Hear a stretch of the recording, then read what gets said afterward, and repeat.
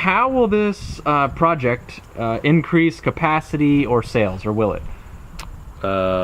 It will. I don't have a specific number. I mean, I guess this was sort of the first year in which we're using it, and as you can see, we haven't sort of fine-tuned things to where I feel like we're running super lean. But already with the added cooler capacity, we've been able to expand, and I think on average probably about 15% increase on most of the crops that we've been growing. Obviously that's an average. We picked out certain crops to increase more of, but yeah, and it gives us season extension ability too, so we can now do greens later. We can, like with our ginger and turmeric, we can start sprouting early, and we have a designated area to do it. And then we can continue to sell, root crops throughout the winter and on to next year as well. And things like onions, we can have, with the farmers markets that start in spring. So it's given us a lot more tools to work with in terms of reaching different and new markets. Well, the whole wash and pack facilities has already saved the design, and so improving flow has saved a lot of labor, and we just have a larger surface area, so we have the barrel washer. We don't have to plan ahead of time and spend 45 minutes getting that all set up. We can just roll it over and we're ready to go in a couple minutes.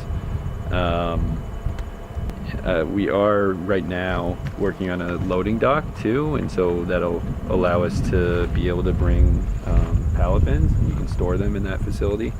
So that will be a huge labor saver.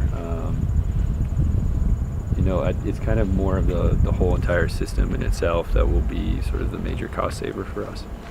I don't know what we would have done or if there is a perfect method or design, but what I've already noticed is when the temperature dips down, that we are getting some condensation on the inside of the cooler walls. And so if there is a different material or a different configuration that could prevent that, I'm not sure that that's possible, other than just buying, and maybe not even just buying like an actual box, but building our own. I mean, there were cost savings, but maybe the longevity of them. I mean, we didn't use pressure treated in there, and so maybe that's something that we should have used.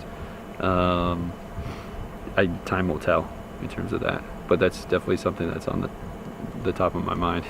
Well, I remember from watching the video that you did of Jericho Settlers, I think it was Mark who was saying that they had already wished, once they had done that, put in that new facility, they already wished that they had expanded. And I wouldn't say that that's how I'm feeling right now, but I can imagine in a year or two feeling that way. And so I think all sorts of things will pop up, and so if you come back next year, I'll probably have a lot to say. Slope to drain is awesome, and also the whole envelope is insulated, so that I think that'll be amazing come late fall, winter. Like I said, we haven't figured out the heating issue yet, but once we do that, I don't foresee heating costs being super high, just because it is completely insulated, and it's below a hayloft, so we have that added insulation as well. I mean, I don't think I could even list everything, but I definitely recommend reaching out to both you, Andy, and Chris Callahan, because working with you guys has helped out so much. And then also for us, we've been working with Farm Viability, and they paired us with Richard Wiswall, and he also was pretty instrumental in sort of helping us figure out the flow. So there are a ton of resources out there for farmers. Definitely use them.